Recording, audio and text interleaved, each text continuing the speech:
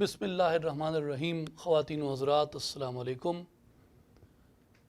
آپ جانتے ہیں کہ اس وقت ہمارے ملک میں بالخصوص اور دنیا اسلام میں بالعموم کئی بحثیں چل رہی ہیں جن کی اس وقت ایسی ایک جہت بن چکی ہے کہ ہر شخص کی زبان پہ ہے، خاص طور پہ سوشل میڈیا اور باقی میڈیا ٹولز کے ذریعے وہ زبان زد عام ہے۔ ہماری بدقسمتی ہے کہ ہم ایک طویل عرصہ، کئی صدیاں بطور ایک مسلمان قوم کے ایسے حکمرانوں کے ماتحت رہے جو اپنی مرضی کے فتوے لے لیا کرتے تھے اور اپنی ایلیٹ کی خواہشوں کو پورا کرنے کے لیے علماء کی ایسی جماعت تیار کرتے تھے جو ان کے لیے حلال اور حرام میں بڑی آسانی پیدا کر دیتے تھے اور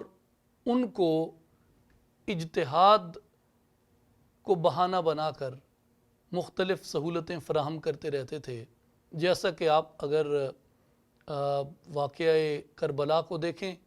تو سیدنا امام عالی مقام امام حسین رضی اللہ تعالی عنہ کی شہادت کو اور رسول اللہ صلی اللہ علیہ وآلہ وسلم کے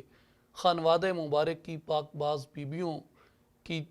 چادریں کھینچنے اور خیمے جلانے اور ان کو اونٹوں پہ لاد کے کوفہ اور دمشق لے جانے والوں کے حق میں اس وقت کے بہت سے ابن الوقت لوگوں نے یہ فتوے دیے کہ یہ مشیت ایزدی میں ایسا ہی لکھا تھا۔ اس کے بعد آپ بنو عباس کا آخری زمانہ اگر دیکھیں، خلافت بنو عباس کا، تو اس میں بھی خلیفہ کے لیے شراب کو حلال ہونے کا فتویٰ دیا گیا اور ان کے لیے یہ ایک اجتہادی راہ نکالی گئی۔ اس کے بعد بھی کئی اس طرح کے مسائل چلتے رہے جن کے خلاف علماء حق کا جہاد بھی آن ریکارڈ موجود ہے، جنہوں نے ان چیزوں کو اپوز کیا۔ ظالمانہ ٹیکس لگائے جاتے تھے اور جو لوگ ظالمانہ ٹیکس کو اپوز کرتے تھے بادشاہ ان کو جیلوں میں ڈال دیا کرتے تھے، جیسا کہ شمس الائمہ سرخسی رحمۃ اللہ علیہ کا جو 30 جلدوں پہ ان کی کتاب مبسوط ہے، اصول سرخسی فقہ میں ان کی معتبر ترین کتاب ہے، جس سے کہ آج بھی بڑے بڑے مسائل حل کیے جاتے ہیں۔ تو یہ ایک وتیرہ تھا بادشاہوں کا کہ وہ حق سننا نہیں چاہتے تھے، اہل حق کو اپنے درباروں میں کوڑے لگواتے تھے، ان کی گردنیں قلم کرتے تھے اور ان کو طویل عرصہ جیلوں کی اذیت میں ڈالتے تھے، اس لیے کہ کوئی ان کے سامنے بول نہ سکے۔ ہندوستان میں خود آپ واقف ہیں، ہمارے خطے کی تاریخ ہے، یہاں پہ جلال الدین محمد اکبر جو مغل حکمران ہمایوں کا بیٹا اور بابر کا پوتا تھا، اس نے جب اپنے اقتدار کی طوالت کے لیے اور اپنی جہالت کے پیش نظر ایک نیا دین تراشا تو بہت سے ابن الوقت علماء اس کے ساتھ ہو گئے۔ اس کے بیٹے جہانگیر کی بھی یہی روش رہی، لیکن ان کے سامنے بھی جن علماء حق نے حق بات کہنے کی جرت کی، ان کو گوالیار کے قلعے میں رکھا گیا،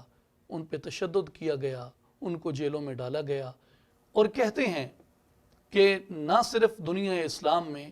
بلکہ ہر قوم کی تاریخ میں جہالت اس وقت شروع ہوتی ہے جب اہل حق علماء کو جیلوں میں ڈالا جاتا ہے اور ان کی بے حرمتی کی جاتی ہے، جیسا کہ ہمارے ہاں علماء کے ساتھ ہوتا رہا، بادشاہ روا رکھتے رہے۔ یہ مسئلہ میں نے اس لیے بیان کیا، یہ تاریخی پس منظر مختصر الفاظ میں اس لیے آپ کے سامنے نمایاں کیا کہ آج بھی بہت سی بحثیں ہمارے ہاں چھڑ چکی ہیں، جن میں یہاں تک کہ قرآن مجید میں سورہ البقرہ میں اللہ نے فرمایا ہے کہ جو سود یعنی ربا کا کام کرتا ہے ربا سے باز نہیں آتا، اللہ اور رسول اللہ صلی اللہ علیہ وسلم کا اس کے خلاف اعلان جنگ ہے۔ ہمارے ہاں جو کیپٹلسٹ سسٹم ہے اور اس کے علاوہ بھی جتنے سسٹم پچھلی 1-1.5 صدی میں متعارف ہوتے رہے ہیں، خاص طور پہ اکنامک سسٹمز، بینکنگ سسٹمز، ان کے اندر ربا ایک بنیادی ایلیمنٹ تھا۔ ہمیں اس بات پہ قائل کرنے کی کوشش کی جاتی ہے کہ علماء سود کی گنجائش پیدا کریں۔ اسی طرح یہ مروبیت پوری آپ کو جو ہماری وہ ایلیٹ ہے جو مغربی یونیورسٹیز سے پڑھ کے آتے ہیں، وہ میں یہاں آ کے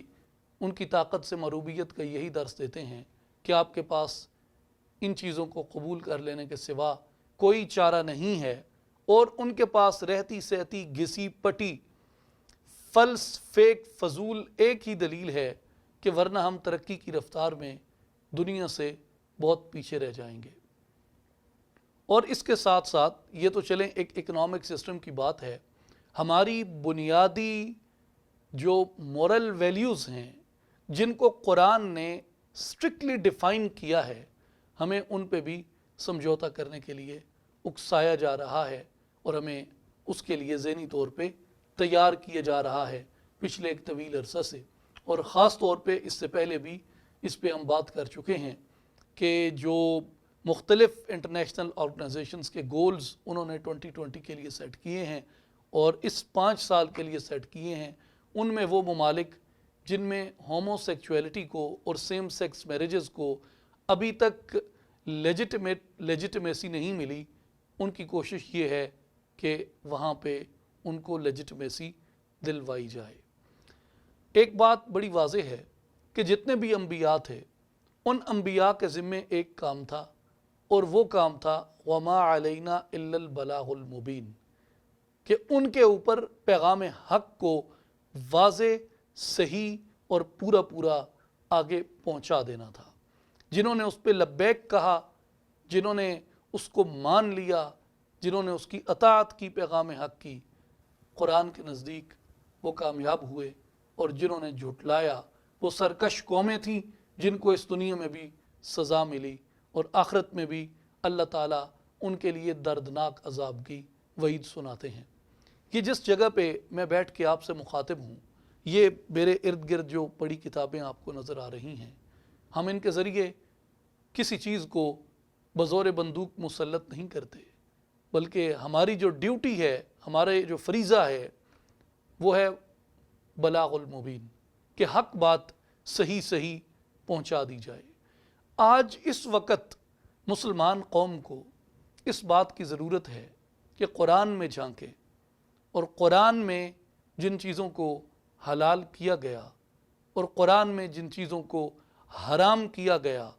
اس حلال کو حلال سمجھے اور اس حرام کو حرام سمجھے۔ اگر ہم اس میں تحریف کرتے ہیں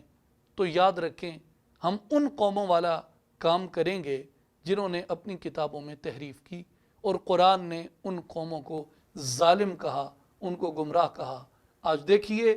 جو قرآن کے علاوہ دیگر آسمانی کتابیں ہیں، ان کا کیا حشر کر دیا ان لوگوں نے اپنی خواہشات کے مطابق ان میں تحریف کرنے کی کوششیں کر کے۔ ہم اپنی قوم کو اس ایک جو خوشنما عمارت ہمیں سیکولر آرگومنٹ کی نظر آتی ہے، اس خوشنما عمارت کی خوشنمائی سے مروب ہو کے، ان کی دولت اور ان کے سسٹم سے مروب ہو کے ہم اگر سرنڈر کرتے ہیں، تو پھر رسول اللہ صلی اللہ علیہ وآلہ وسلم نے جو اتنی بڑی جد و جہد فرمائی اور اس پیغام کو واضح کیا، بنیادی طور پہ ہم اس سے بے وفائی کے مرتکب ہوتے ہیں۔ میرے خیال میں یہاں سنن ترمذی کی میں ایک حدیث پیش کرنا چاہتا ہوں، جسے امیر المؤمنین سیدنا علی ابن ابی طالب کرم اللہ وجہ الکریم نے روایت کیا ہے کہ رسول اللہ صلی اللہ علیہ وآلہ وسلم نے فرمایا، من قرأ القرآن واستظہرہ فأحل حلالہ وحرم حرامہ ادخلہ اللہ بہ الجنہ، کہ جس شخص نے قرآن پڑھا اور پھر اس کو ظاہر کیا، یعنی اس کو بیان کیا زبان کے ذریعے اور اپنے عمل کے ذریعے، پھر اس کے حلال کو حلال سمجھا اور قرآن میں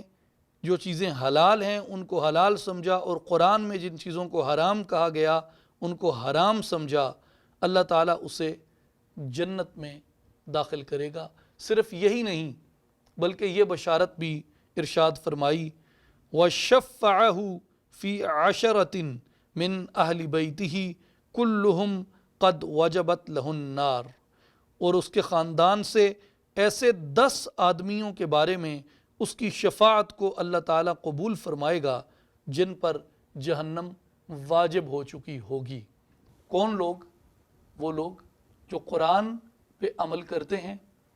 قرآن کے حلال کو حلال جانتے ہیں، قرآن کے حرام کو حرام جانتے ہیں، اور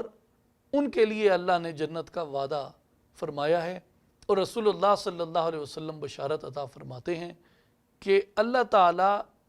ان لوگوں کو جو اس طرح قرآن کے پیغام پہ پہرے داری کرنے والے ہوں گے، اللہ تعالیٰ ان لوگوں کو یہ اختیار دے گا قیامت کے دن کہ وہ اپنے ایسے 10 قریبی رشتہ دار جن پہ جہنم واجب ہو چکی ہوگی ان کو جا کے چھڑوا لائیں گے، اور ان کے اس عمل کے صدقے اللہ کے اذن سے قیامت کے دن وہ لوگ جا کے 10 لوگوں کو نار جہنم سے خلاصی دلوائیں گے، ایک ایک شخص۔ یہ وہ چیزیں ہیں جن پہ ہمارا ایمان ہے، ہمارا اعتقاد ہے، اس لیے کہ ہمیں حکم ہے قرآن میں اللہ کی اطاعت کرو اور رسول اللہ صلی اللہ علیہ وسلم کی اطاعت کرو۔ یہ وہ اطاعت ہے جو صحیح ہمیں پیغام پہنچا دیا گیا ہے۔ وما علینا الا البلاغ المبین، ہمارے اوپر ذمہ داری ہے اس کو صحیح پہنچا دینا۔ اس لیے اس وقت ہماری ذمہ داری ہے کہ ہم تحریف سے باز آ جائیں۔ جن چیزوں کو لیجٹمیٹ کروانے کی کوشش ہو رہی ہے، بعض چیزوں کو، ان میں بعض ایسی چیزیں ہیں جن کو اپنے آئین، اپنے قانون میں قانونی حیثیت دینا، وہ ہمارے ان مذہبی روایات، ہمارے کسٹمز، ٹریڈیشنز اور ہمارے جو ایسنس اور پرنسپل ہے وہ اس کو وائلیٹ کرنے کے مترادف ہوگا۔ ہمیں قرآن کو اپنا رہنما ماننا چاہیے اور اس کے مطابق اپنی انفرادی اور اجتماعی زندگی کے فیصلے کرنے چاہیے۔ اسی میں ہماری نجات ہے اور اسی میں ہماری بقا ہے۔